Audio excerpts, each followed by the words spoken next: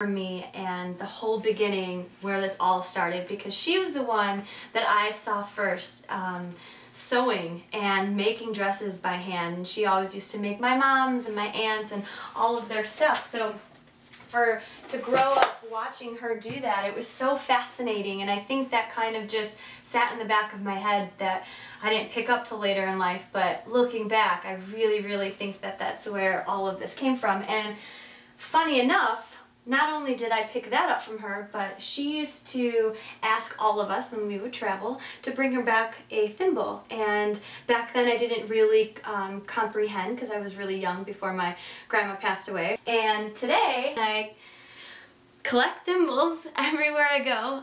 It's just one of those things I have to do. Every state, city, you name it, country, I have collected a thimble, and that's totally from my grandma, and I love her. I'd have to say that my friends and family would say, you know, not only am I dedicated, passionate, driven, you know, that's just a given for sure.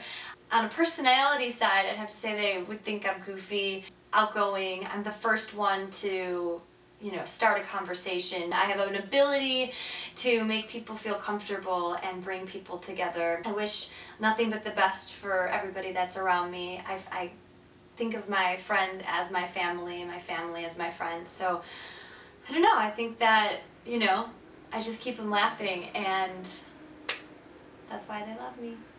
I had the most amazing family, and you know, I couldn't have asked for anything better. And I say that because I was adopted, I could have ended up with, you know, a very terrible situation like a lot of young people do. And I'm so fortunate to have had the life that I've had so far, and have been blessed into a home that they've given me nothing but love, support, and great positive energy. I feel like they're really the reason I am who I am, and they've helped shape my soul in so many ways and levels. It's unreal. So I thank them for, you know, being behind me. They're absolutely, you know, I think the greatest importance of my life. So my sister, I'd have to say, is my #1 fan, and she has been behind me and pushed me to get to this point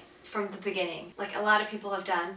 I drove, took me about 4 days. She came with me, and I didn't have a place to live. I didn't have maybe 2 cents to put together. I didn't have a job, but I came here anyway because there was just this strong pull that took me here, and here I am. You know, we stayed in a hotel for 2 weeks. She paid for everything, and I luckily got a job. I found an apartment, and I'm still here, so I must be doing something right. So when I got here, I enrolled in school to the Art Institute of Hollywood, and I started taking classes for fashion design. I was designing women's clothing, because this is what you do when you're in school. Everything is on a woman's mannequin, and I was having fun, and I did everything that I was supposed to. It was kind of wasn't accepted by my peers. I sometimes got the, oh, you just want to do children's, that's, you know, not difficult, and this and that.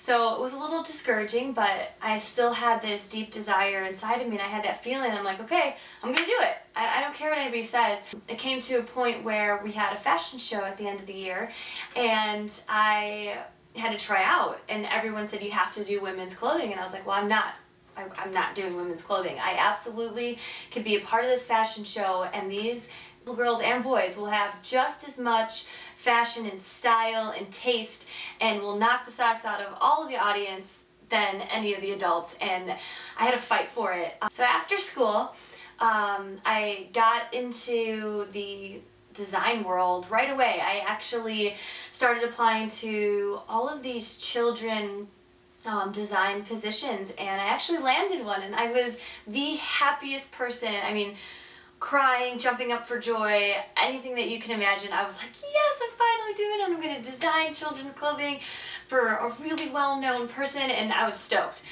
So I worked there for about a year, but at the end of the year I started feeling this something was missing, and I really feel that it was because I was designing these clothes that were for shrunken adults, and I really missed the children's clothing where it was these big dresses, special occasion, kind of brought me back to when I was a child. Like, where was that? Where is that in the market? And I was like, aha! I'm going to design that for little girls. I want them to have that same feeling I did when I put the dress on, and I was all like, oh, I'm a star, you know, like whatever I felt at the moment, I felt it. I remember like transforming me. I'd be so crabby, like, why am I at the store? I don't want to do this. And then I'd put on this dress and I'm like, hi, I love this, you know, so excited. So I wanted to bring that back into our life. So I designed Who's Little, and Who's Little is basically a company that goes by the mantra, you're never too little to make a big difference. And this took shape because I was starting to work with nonprofit organizations for little children, different types, and I realized that, you know, I wanted it to be so much more than this desire to design. I wanted to give back, and at this time as well, Blake Makowski came out with Tom's Shoes, and I was just blown away by this business model and the success and just everything about it. So I was like, I need to do that. I want to follow in his footsteps. I want to continue this one-for-one movement, and we could do this, and I can show kids that they can help other kids, and what better way than to do that, to install that into their heads. And not only that, but to help these girls and boys that are in need, to inspire a smile and a little confidence through fashion. So I was like, yes, this is it, the One Girl, One Dress project. I am going to give a dress to a girl in need, whether they're sick, whether, you know, they just need clothing, whatever it is. I'm going to pair up with a nonprofit organization. We're going to figure it out, and I'm going to give a dress for every dress sold of Who's Little. And when I figured that out, when those pieces all put together, it was like full force forward. Like, I was like ready to go. I'm here, let's do this, let's make this happen. And ever since then, it has just been one thing after another, and I am just so grateful to be here right now telling you this story, because I have this vision in my head and I don't know how I'm going to get there, but I know it's going to happen, and I know that I can help make it happen. If I won FashionStar, what would I do with the opportunity? Let's just start with, if I got the opportunity to be on FashionStar, would be absolutely life-changing. It would give me an opportunity to show my skills. I mean, not only that I could design for children, but I can do women and I can do men, and to get my clothes into Macy's or Saks Fifth Avenue or H&M is beyond amazing within itself. Those are the stores that I shop in all the time, and to see my stuff there, it's like a dream come true. But to win it, to win the whole thing, that's a game changer. That's life changing for me. That would give me all the power that I need and inspiration, and it would take me to the next level to keep moving forward with Who's Little and the One Girl, One Dress project. And at the end of the day, that's what I want. So I hope I win.